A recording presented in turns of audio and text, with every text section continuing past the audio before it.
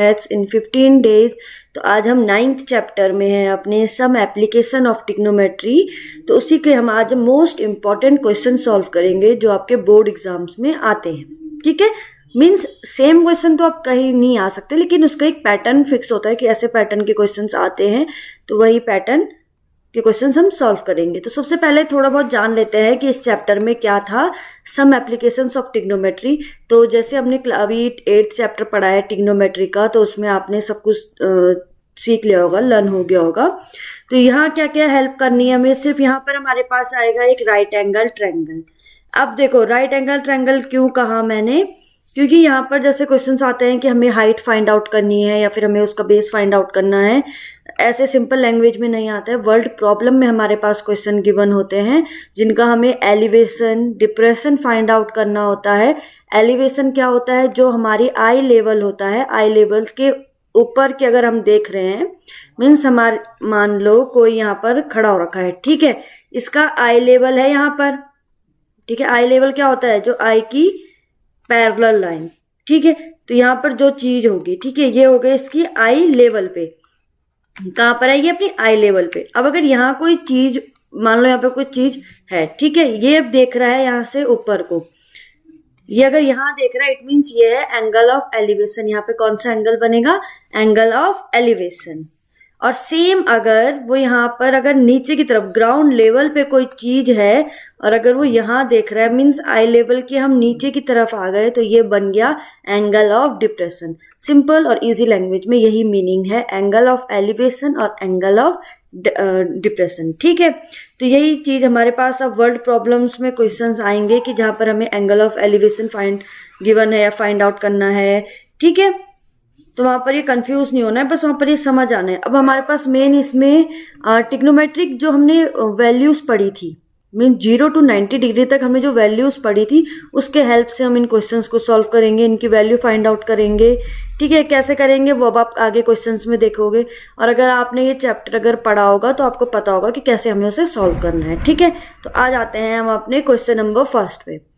अब इन क्वेश्चंस में सबसे बेस्ट है कि अगर आपने इसका ड्रॉ बना लिया बिल्कुल सही से, अगर आप वर्ल्ड प्रॉब्लम की वर्डिंग समझ गए, तो आपका क्वेश्चन सॉल्व हो जाएगा इजी तरीके से। देखो अब क्वेश्चन नंबर 1 क्या कह रहा है, the shadow of a tower standing on a level ground is found to be 40 meter longer where the sun altitude is 30, then when it is 60 find the height of the tower।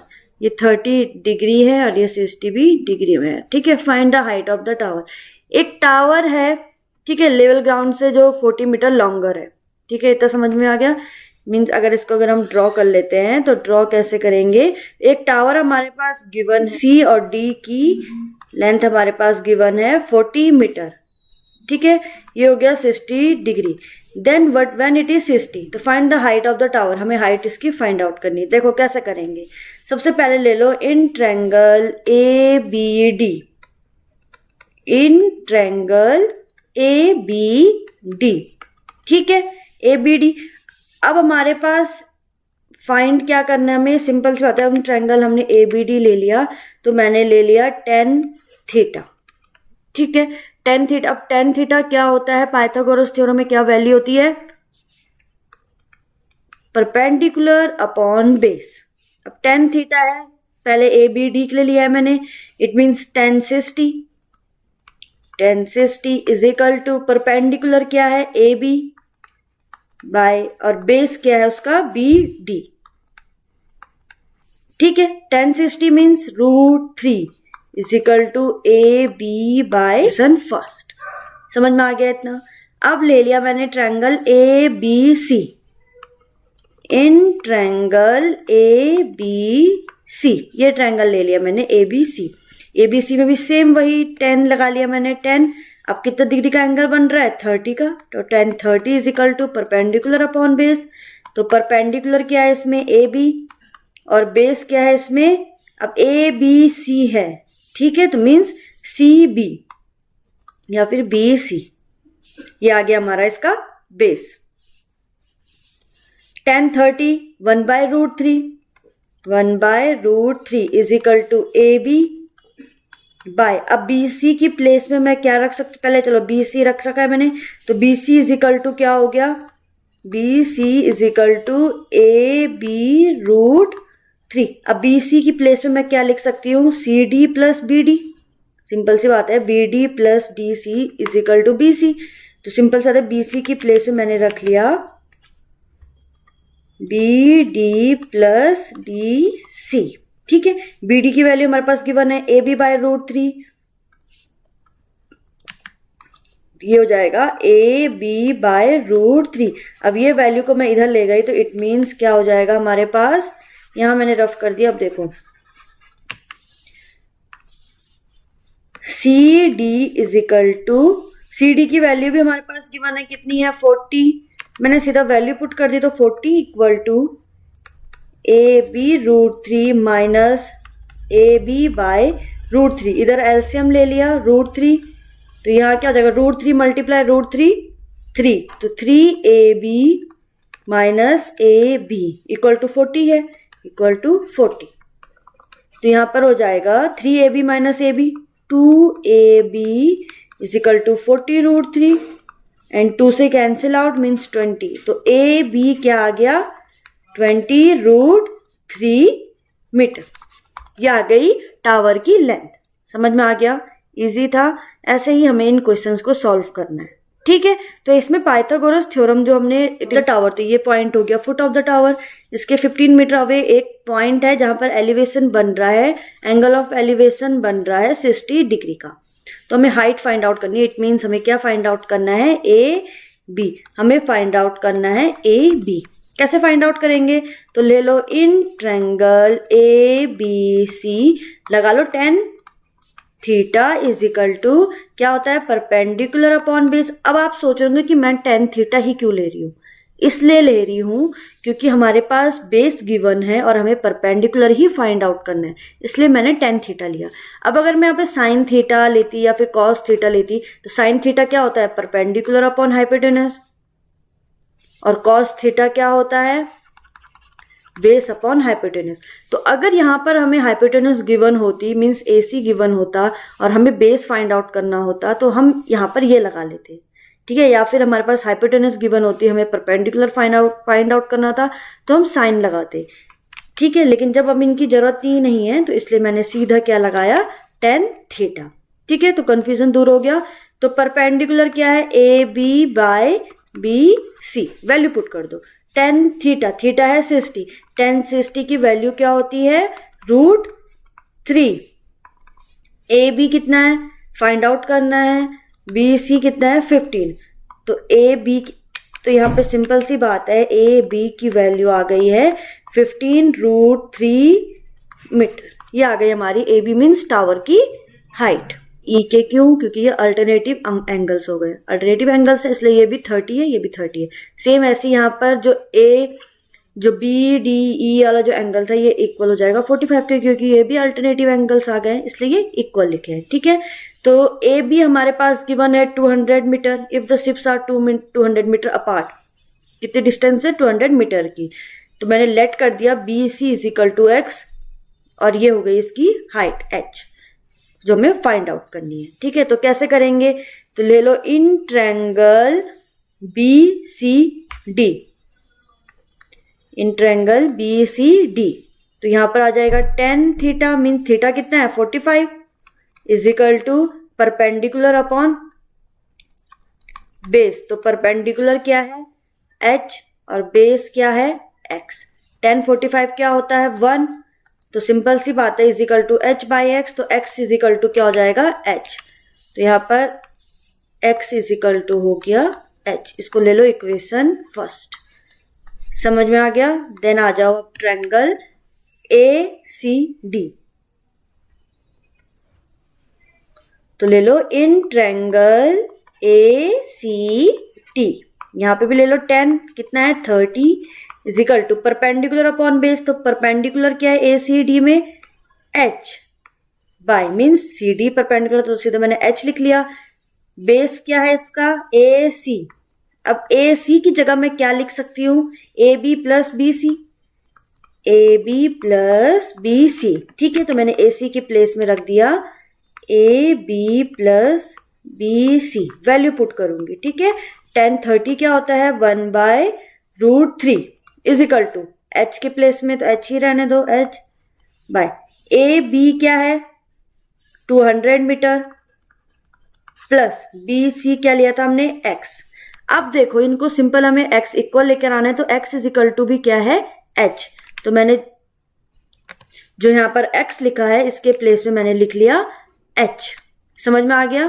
तो ये आ गई हमारी इसकी equation. अब इसको हम करेंगे solve. तो ये हो जाएगा 200 plus h is equal to √3h। h के टर्म में एक साथ लेकर आ गई तो 200 is equal to √3h minus h, common ले लिया h।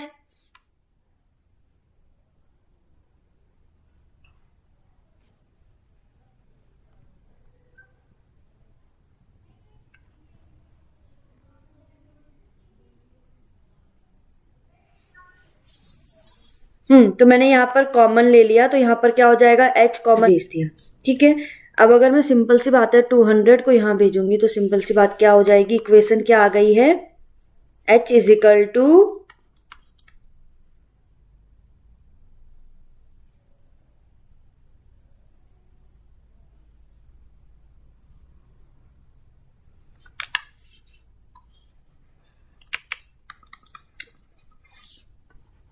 ठीक है।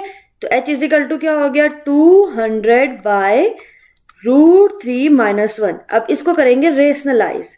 आपको अगर रेशनलाइज समझ में नहीं आ रहा रेशनलाइज क्या है तो आप मेरी शॉर्ट वीडियोस में भी देख सकते हैं, मैंने रेशनलाइज करना सिखाया है वहां पर। तो रेशनलाइज में कुछ नहीं होता है, रेशनलाइज में क्या करते हैं जो डिनोमिनेटर की वैल्यू होती है उससे न्यूमरेटर एंड डिनोमिनेटर दोनों को मल्टीप्लाई किया जाता है same value but different sign के साथ। कैसे?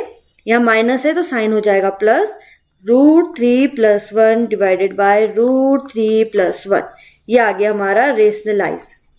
अब इसको सॉल्व करते हैं। तो इसको सॉल्व करेंगे तो h इज इक्वल टू कितना आएगा, ये हो जाएगा 200 मल्टीप्लाई √3 + 1 डिवाइडेड। अब a minus B a plus B की आइडेंटिटी लग रही है यहाँ पर, तो ये हो जाएगा √3 का स्क्वायर माइनस 1 का स्क्वायर, कैंसिल आउट। तो ये हो जाएगा 3 - 1 2 और 2 से कैंसिल आउट 100। तो आपका h आ गया, मीन्स आपकी height of the lighthouse आ गई है 100 √3 + 1 मीटर। ये आ गई आपकी हाइट। तो समझ में आ गया कैसे करा हमने वाला क्वेश्चन। क्वेश्चन नंबर 4 में आ जाओ। A tree breaks due to storm. अब एक पेड़ था वो ब्रेक हो गया है स्टॉर्म मीन्स तूफान की वजह से, and the broken part bend so that the top of the tree touch the ground making an angle. Means एक ट्री था, ठीक है, ये ट्री था एक, ठीक है, ये ब्रेक हो गया यहां से। अभी जो ये ब्रेक हुआ है तो ये नीचे आ गया, ग्राउंड लेवल पे आ गया ना ये। अब तो जो इसका यहाँ पे जो ये एंगल बना रहा है वो कितने का बना रहा है 30 डिग्री। यह ये क्वेश्चन कह रहा है, ठीक है। The distance between the foot of the tree to the point where the top touch the ground is 8 metre. Find the height of the tower. Same question है जैसे अभी हमने पेड़ था, तो एक मान लो यहाँ पर एक पेड़ था, ठीक है, जहां पे ये मैंने ड्रॉ बना रखा है, ये पूरा एक पेड़ था ए बी, ठीक है।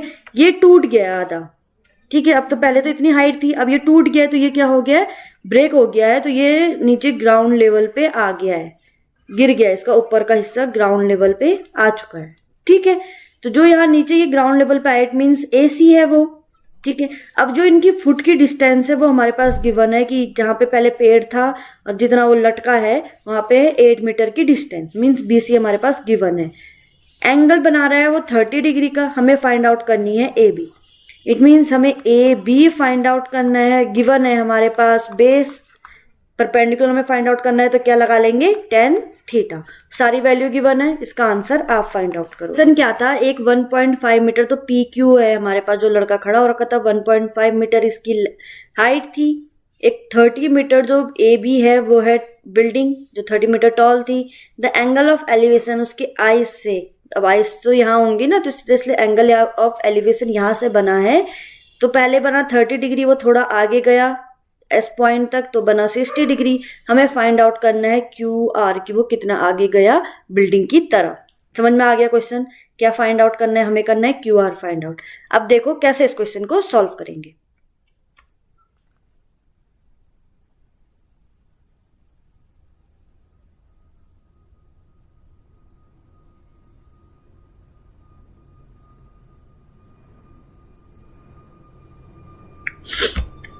अब देखो पी क्यू एस आर और बी डी, ठीक है, ये कोई पॉइंट लाइन से, ये सब क्या है, पैरेलल लाइन से, इसलिए ये भी 1.5 मीटर होगी डिस्टेंस, ये भी होगी 1.5 मीटर। समझ में आ गया? ठीक है। क्यू आर पी एस एक ही चीज है, हमें दोनों एक ही चीज है, जो इसकी वैल्यू होगी वो इसकी वैल्यू होगी। तो देखो क्वेश्चन सॉल्व करते हैं अब कैसे करेंगे। ठीक है,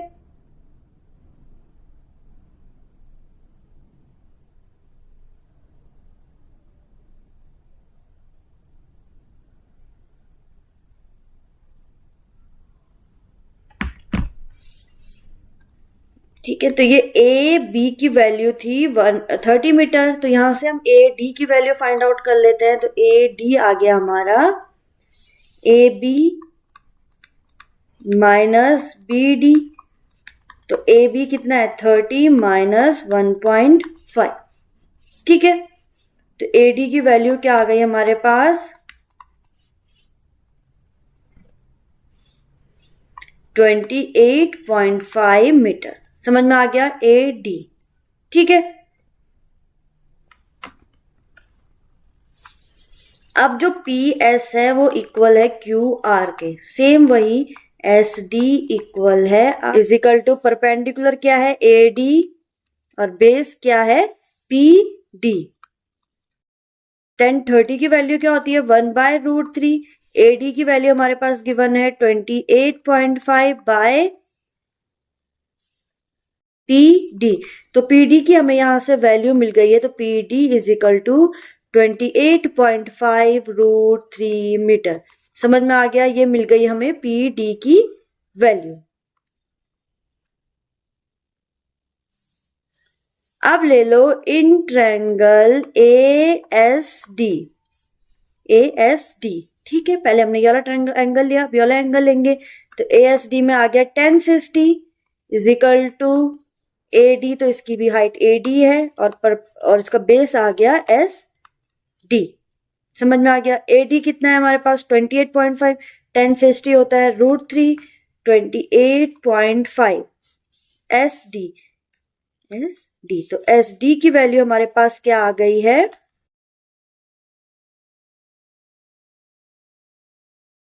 एस डी आ गया हमारे पास 28.5/√3।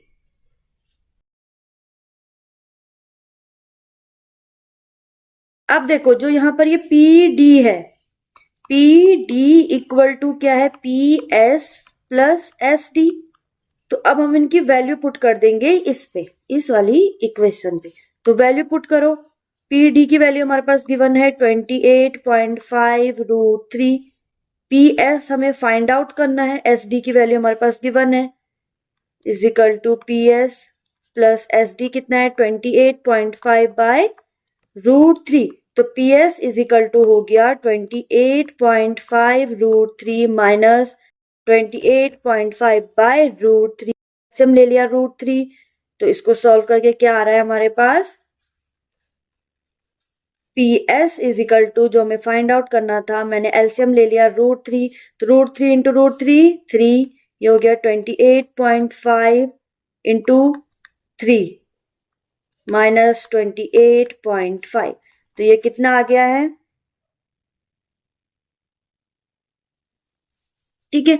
28.5 मैंने कॉमन ले लिया, तो 28.5 कॉमन आ गया, 3 माइनस 1 हो गया डिवाइडेड बाय √3।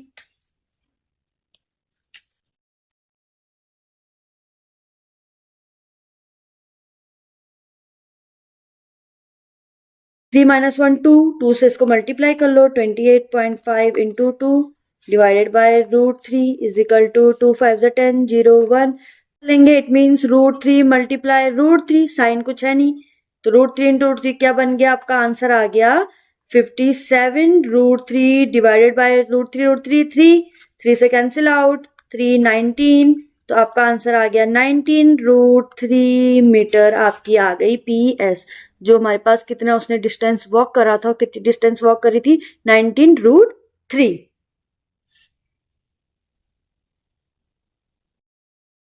आ जाओ अपने नेक्स्ट क्वेश्चन पे। Question number 7, from a point on the ground the angles of elevation of the bottom and the top of a transmission tower fixed at the top of 20 metre high building are 45 and 60, find the height of the tower. ये question हमने ऐसे ही same question अभी हमने पहले करा है, तो इस क्वेश्चन का आप ड्रॉ मैं नहीं बताऊंगी, ड्रॉ भी आप खुद सॉल्व करोगे, क्योंकि जब तक आप इसका ड्रॉ खुद से नहीं बनाओगे, अब मेन इन वर्ल्ड प्रॉब्लम में ड्रॉ ही है। अगर आपने इसके एंगल सही बना लिया, ड्रॉ सही बना लिया, तो आपको क्वेश्चन आराम से सॉल्व हो जाएगा। ठीक है, तो नेक्स्ट क्वेश्चन पे आता है। क्वेश्चन नंबर 2, दो पोल्स की हाइट फाइंड आउट करनी। Height of the poles and the distance of the point from the poles, इस डिस्टेंस हमें फाइंड आउट करने। ठीक है, तो देखो क्वेश्चन सॉल्व करेंगे तो ले लो इन ट्रायंगल ABO। ठीक है, मैंने ABO ट्रायंगल ले लिया, तो 10 60 is equal to perpendicular upon base, तो AB बाय बेस आ गया हमारा BO। 10 60 क्या होता है, √3, तो √3 इज इक्वल टू हो गया AB बाय BO। समझ में आ गया।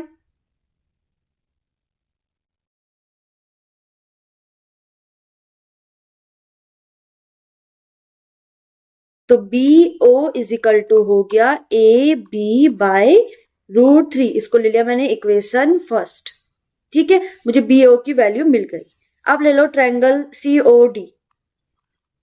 इन ट्रायंगल COD यहां पे ले लिया 10 30, 10 30 की वैल्यू होती है 1 by √3 CD by OD is equal to CD की, अब यहाँ पे 10 30 होता है 1 by √3 is equal to CD by OD। अब यहां से अगर मैं OD की वैल्यू ले लूं तो OD इज इक्वल टू क्या हो जाएगा, CD √3। ये आ गई इक्वेशन 2। समझ में आ गया। अब जो ये BD है हमारे पास, BD इज इक्वल टू लिख सकते हैं हम BO प्लस OD, लिख सकते हैं, सिंपल सी बात है। तो यहां से मैंने BD is equal to BO plus OD ले लिया, तो यहां पर मैं इसको वैल्यू पुट करके इसको सॉल्व करूंगी। तो BD की वैल्यू हमारे पास गिवन है 80, 80 इज इक्वल टू BO, अभी हमने फाइंड आउट करा था AB by √3 plus OD CD √3। अब क्या बोला था उसने, AB और CD क्या है, इक्वल हाइट है, इट मींस इक्वल हाइट है, तो मैं इसको लेट कर सकती हूँ x, इसको भी ले लिया मैंने x। तो जहां जहां पर मैंने AB और CD लिया है वहां पर क्या आ जाएगा, x। तो AB और CD जहां लिया है वहां पर क्या ले लूंगी मैं, x। समझ में आया क्यों लिया x। तो रूट ये हो गया 80 is equal to √3 x plus √3 into √3 3x। तो ये इक्वेशन बन गई है 80√3 by 4 is equal to x। तो x की वैल्यू हमारे पास आ गई है 20√3 मीटर। इट मींस AB और CD की वैल्यू हमारे पास आ गई है 20√3। इसकी क्या है, हाइट। ये तो थी पोल्स की हाइट। अब हमें डिस्टेंस भी फाइंड आउट करनी है, इट मींस हमें BO और OD की वैल्यू भी चाहिए। तो BO देखो, BO इक्वेशन फर्स्ट था, AB कितनी आ गई है 20√3, तो BO की वैल्यू में पुट कर दो, इट मींस इक्वेशन फर्स्ट में वैल्यू पुट कर दो। तो इक्वेशन फर्स्ट क्या थी हमारे पास, यही थी ना, BO इज इक्वल टू, तो BO की वैल्यू यहां से मिल जाएगी, AB की वैल्यू है 20√3 by √3, cancel out, it means BO की वैल्यू आ गई 20 मीटर। सेम ऐसी जो सेकंड इक्वेशन थी, इस इक्वेशन में हम पुट करेंगे OD की वैल्यू हमें यहां से मिलेगी, CD कितना है 20√3, तो 20√3 मल्टीप्लाई √3 कितना हो गया, 20 multiply √3 into √3 3, it means 60 metre. यह आ गया OD। समझ में आ गया। अब आ जाओ अपने नेक्स्ट क्वेश्चन, क्वेश्चन नंबर 9 पे। अब एक स्टैचू है 1.6 metre tall stand on the, अब ये सेम क्वेश्चन जैसे अभी हमने एक बच्चे वाला क्वेश्चन करा था कि उसकी 1.5 मीटर टॉल है, तो सेम वैसे यहाँ पे इस क्वेश्चन को भी सॉल्व होगा। ठीक है, इसको अब आप करोगे खुद। नेक्स्ट क्वेश्चन पे आ जाओ, क्वेश्चन नंबर 10।